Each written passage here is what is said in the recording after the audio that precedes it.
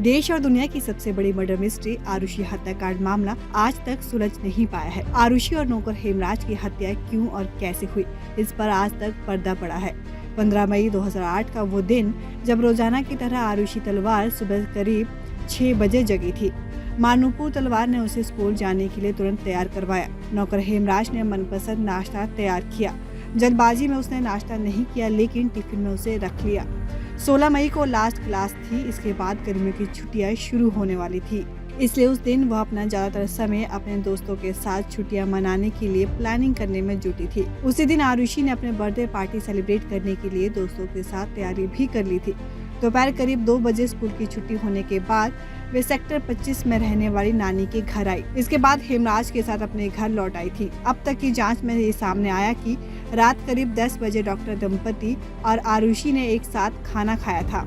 इसके बाद डॉक्टर दंपति आरुषि के कमरे में जाते हैं और करीब 45 मिनट तक बर्थडे सेलिब्रेट करने को लेकर बातचीत होती है। बातचीत का तय होता है कि बर्थडे की पार्टी कहाँ होगी और किन किन लोगों को बुलाना है। बर्थडे पार्टी का आरुषि बेसब्री से इंतजार करती थी।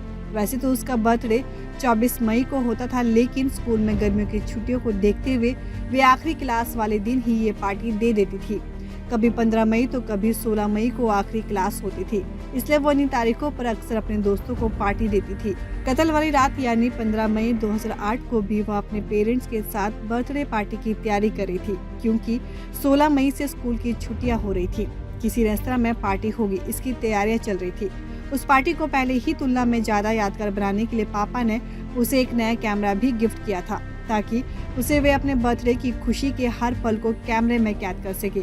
लेकिन उसकी किस्मत में शायद वो पल नहीं लिखा था। इससे पहले ही वह हमेशा के लिए मौत के आगोश में खो गई। 16 मई 2008 की सुबह उसकी डेड बॉडी कमरे में मिली। जब आरुषि की डेड बॉडी उसके कमरे में मिली, तब शुरुआत में हेमराज को उसका कातिल माना जा रहा था। उसके खिलाफ तत्काल पुलिस की एफआईआर भी दर्ज कर ली थी। इसके बाद पुलिस की टीम तो नेपाल के अर्घाखांची स्थित उसके घर तक भी भेज दी गई। हालांकि 17 मई की सुबह जब एक रिटायर्ड पुलिस अधिकारी व मीडिया के लोग वहां पहुंचे, तब डॉक्टर राजेश तलवार के फ्लैट की छत पर पड़ताल की गई। उस दौरान हेमराज की डेड बॉडी मिली। तब केस में नया मोड़ आ गया। इसी के बाद डॉक्टर दंपति शक के घेरे में आ गए। 16 मई 2008 को जब आरुषि की डेड बॉडी मिली थी, तब नोएडा पुलिस ने जाँच शुरू की थी। हालांकि जब तक हेमराज का शव नहीं मिला था, तब तक मर्डर का शक उसी पर था। लेकिन शव मिलने के बाद जांच की दिशा बदली।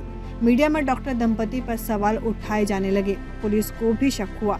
लिहाजा पुलिस ने करीब 1 सप्ताह बाद डॉक्टर राजेश तलवार को आरोपी होने का दावा करते हुए गिरफ्तार कर लिया।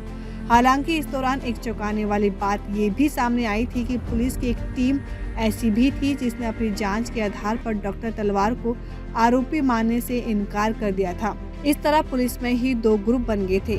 1 जून 2008 को तत्कालीन बीएसपी सरकार ने सीबीआई जांच को मंजूरी दे दी। इसके बाद सीबीआई ने तुरंत जांच शुरू कर दी। इसे जांच में डॉक्टर तलवार की क्लिनिक में काम करने वाले कृष्णा राजकुमार और विजय मंडल पर शक जताया गया।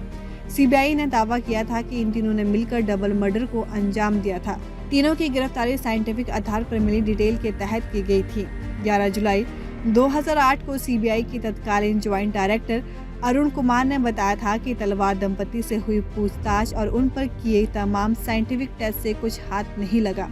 सीबीआई ने दावा किया था कि 15 मई की रात में हेमराज के कहने पर कृष्णा राजकुमार और विजय मंडल डॉक्टर तलवार के घर पहुंचे थे। वहां नौकर के कमरे में चारों ने शराब पी थी। इसके बाद वे आरुषि के कमरे में जाकर जबरदस्ती करने लगे और फिर उसके सिर पर वार कर बेहोश कर दिया। हेमराज ने इसका विरोध किया, तब तीनों बातचीत करने के बहाने उसे छत पर ले गए और फिर उसकी खुखरी से हत्या कर दी। इसके बाद तीनों वापस आरुषि के कमरे में पहुंचे और उसका भी गला खुखरी से काट दिया। इस केस में नया मोड़ तब आया जब सीबीआई की एक टीम ने जांच की कमान संभाली। इस टीम ने तीनों नौकरों के खिलाफ जुटाए गए सबूत को कमजोर करा दिया। इस आधार पर तीनों को कोर्ट से जमानत भी मिल गई। इसके बाद सीबीआई की इस टीम ने केस को ब्लाइंड बताकर क्लोजर रिपोर्ट लगा दी। हालांकि बाद में कोर्ट के आदेश पर फिर से केस को ओपन किया गया। तब परिस्थितिजन्य साक्ष्य के आधार पर डॉक्टर तलवार दंपति को आरोपी करार दिया गया। इसके बाद दोनों को फिर से गिरफ्तार कर जेल भेज दिया गया।